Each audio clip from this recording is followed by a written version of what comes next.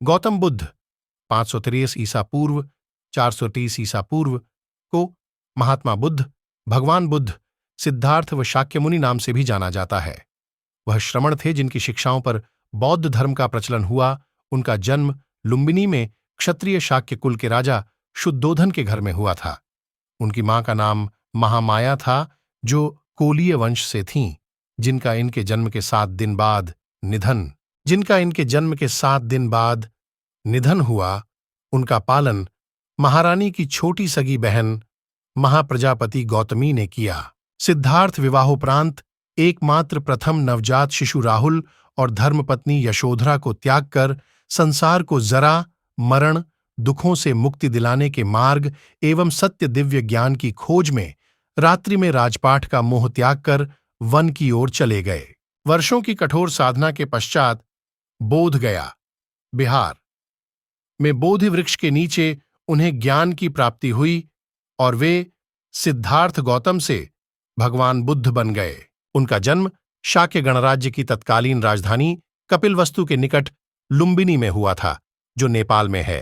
Lumbini one Nepal के तराई क्षेत्र में कपिलवस्तु और देवदह के बीच नौतनवा स्टेशन से 8 मील दूर पश्चिम में रुक्मिंदेई नामक स्थान के पास स्थित था।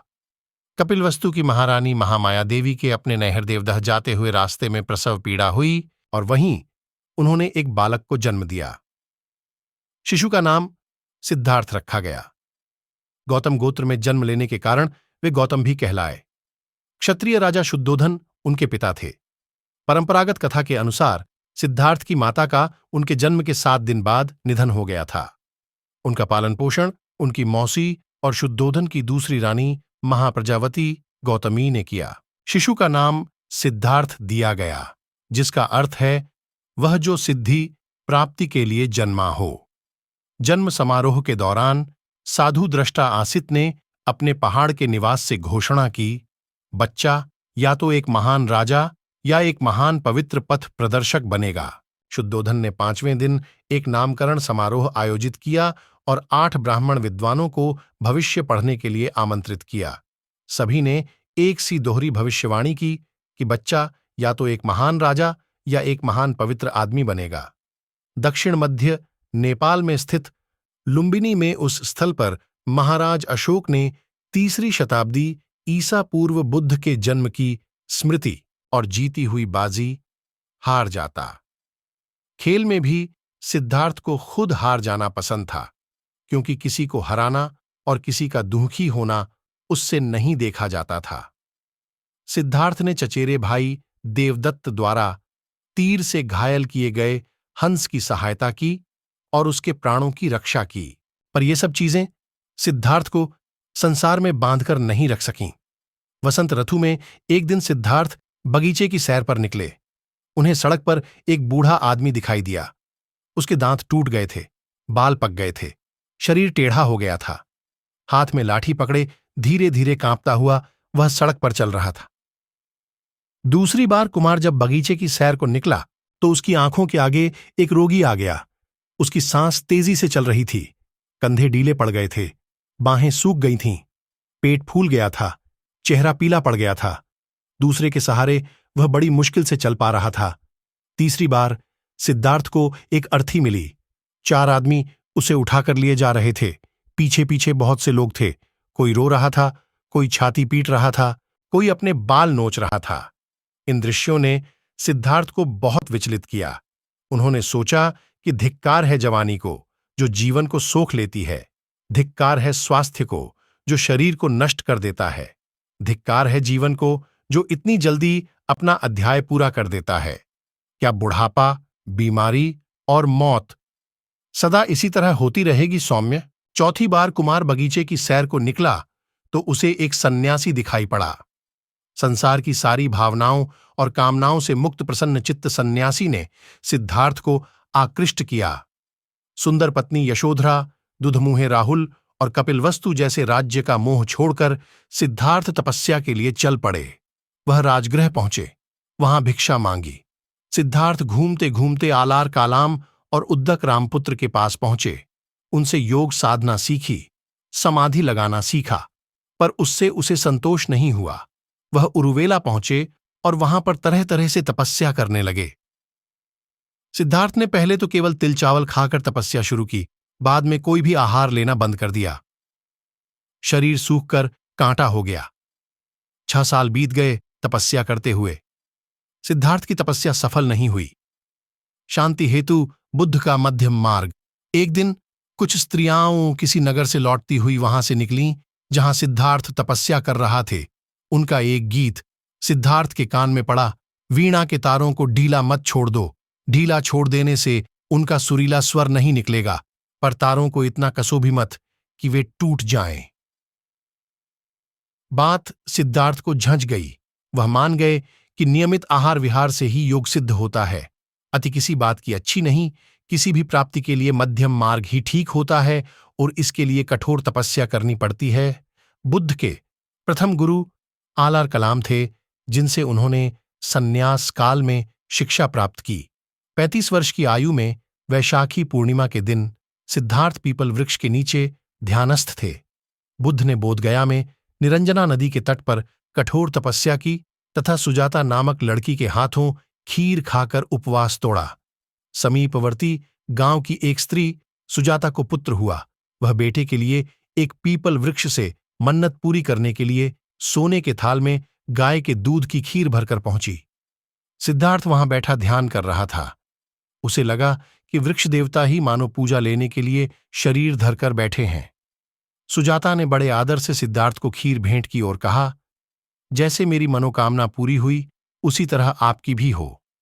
उसी रात को ध्यान लगाने पर सिद्धार्थ की साधना सफल हुई। उसे सच्चा बोध हुआ। तभी से सिद्धार्थ बुद्ध कहलाए।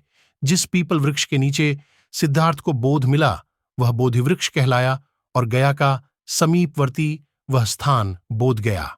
वे 80 वर्ष की उम्र तक अपने धर्म का संस्कृत के बजाय उस समय की सीधी सरल लोक भाषा पाली में प्रचार करते रहे। उनके सीधे सरल धर्म की लोकप्रियता तेजी से बढ़ने लगी।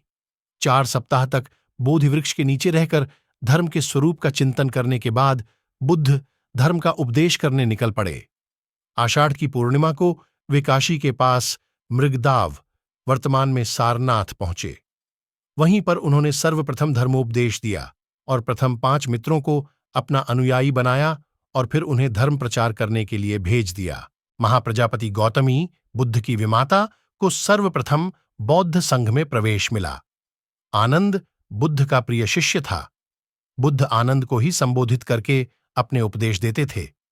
पाली सिद्धांत के महापरिनिर्वाण सुत्त के अनुसार 80 वर्ष की आयु में बुद्ध ने घोषणा की कि वे जल्द ही परिनिर्वाण के लिए रवाना होंगे। बुद्ध ने अपना आखिरी भोजन, जिसे उन्होंने कुंडा नामक एक लोहार से एक भेंट के रूप में प्राप्त किया था, ग्रहण लिया, जिसके कारण वे गंभीर रूप से बीमार पड़ गए। बुद्ध ने अपने शिष्य आनंद को निर्देश दिया कि वह कुंडा को समझाए कि उसने कोई गलती नहीं की है। उन्होंने कहा कि यह भोजन अतुल्य है। भगवान बुद्ध ने लोगों को मध्यम मार्ग का उपदेश किया। उन्होंने दुख, उसके कारण और निवारण के लिए अष्टांगिक मार्ग सुझाया। उन्होंने अहिंसा पर बहुत जोर दिया है। उन्होंने यज्ञ और पशु बलि की निंदा की। बुद्ध के उपदेशों का सार इस प्रकार है। आर्य सत्य 4 हैं। 1. दुख, संसार में दुख है। 2. समुदय, दुख के कारण है। 3. निरोध, दुख के निवारण है। 4. मार्ग, निवारण के लिए अष्टांगिक मार्ग है। बौद्ध धर्म के अनुसार चौथे आर्य सत्य का आर्य अष्टांग मार्ग है, दुख निरोध पाने का रास्ता। गौतम बुद्ध कहते थे कि 4 आर्य सत्य की सत्यता का निश्चय करने के लिए इस मार्ग का अनुसरण करना चाहिए। 4 आर्य सत्य में विश्वास करना, मानसिक और नैतिक विकास की प्रतिज्ञा करना, हानिकारक बातें और झूठ न बोलना, हानिकारक कर्म न करना, कोई भी स्पष्टतः या अस्पष्टतः, हानिकारक व्यापार न करना, अपने आप सुधरने की कोशिश करना, स्पष्ट ज्ञान से देखने की मानसिक योग्यता पाने की कोशिश करना, निर्वाण पाना और स्वयं का गायब होना।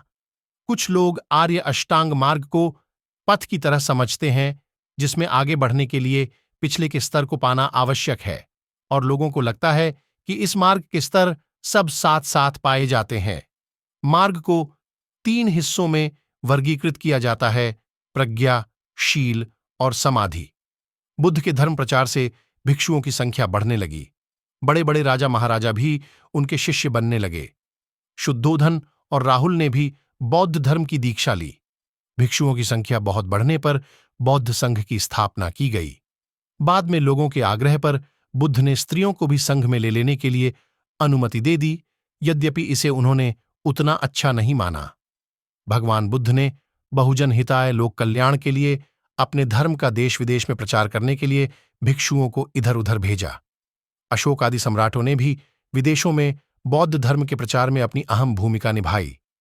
मौर्य काल तक आते आते भारत से निकलकर बौद्ध धर्म चीन, Japan, Korea, Mongolia, Burma, Thailand, Hind चीन, श्रीलंका आदि में फैल चुका था। इन देशों में बौद्ध धर्म बहुसंख्यक धर्म है,